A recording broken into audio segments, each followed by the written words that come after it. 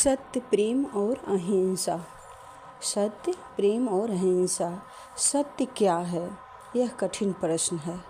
सत्य क्या है? यह कठिन प्रश्न है, लेकिन अपने लिए मैंने इसे यह कहकर सुलझा लिया कि जो तुम्हारे अंतःकरण की आवाज़ कहे वह सत्य है।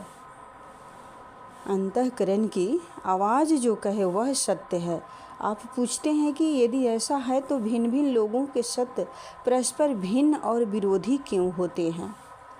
चूँकि मानव मन असत्य माध्यमों के जरिए काम करता है और सभी लोगों के मन का विकास एक सा नहीं होता, इसलिए जो एक व्यक्ति के लिए सत्य होगा वह दूसरे के लिए असत्य हो सकता है। अतः जिन्होंने ये प्रयोग किए हैं वे इस परिणाम पर पहुँचे हैं कि इन प्रयोगों को करते समय कुछ शर्तों का पालन करना जरूरी है। मेरे लिए सत्य सर्वोच्च सिद्धांत है, जिसमें अन्य अनेक सिद्धांत समाविष्ट है।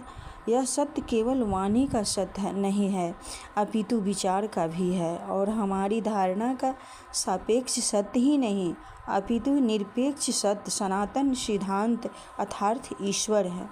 ईश्वर की असंख्य परिभाषाएं हैं, क्योंकि वह असंख्य रूपों में प्रकट होता है। ये असंख्य रूप देखकर मैं आश्चर्य और भय से अभिभूत हो जाता हूँ और एक क्षण के लिए तो स्तंभित रह जाती हूँ, पर मैं ईश्वर को केवल सत्य के रूप में पूजता हूँ।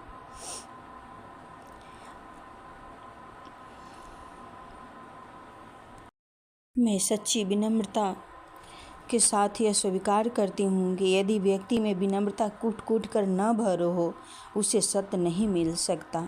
यदि तुम्हें सत्य के सागर में तैरना है तो तुम्हें अपनी हस्ती को पूरी तरह मिटा देना होगा।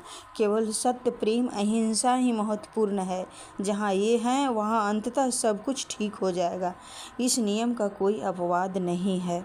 ईश्वर की असंख्य परिभाषाएं हैं, क्योंकि वह असंख्य रूपों में प्रकट होते हैं। यदि मुझे इसके लिए अपने जीवन का भी उत्सर्ग करना पड़े तो मुझे आशा है कि मैं उसके लिए तैयार रहूँगी।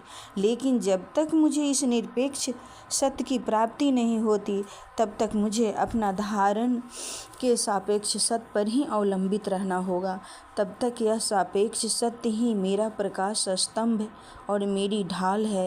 यद्यपि सत्य की खोज का मार्ग कठिन और संकरा तथा तलवार की धार की तरह तेज है, पर मेरे लिए यह द्रुतम और सरलतम है। मेरा यह विश्वास दिनों दिन दृढ़तर होता जा रहा है कि केवल ईश्वर ही वास्तविक है और शेष सब अवास्तविक है।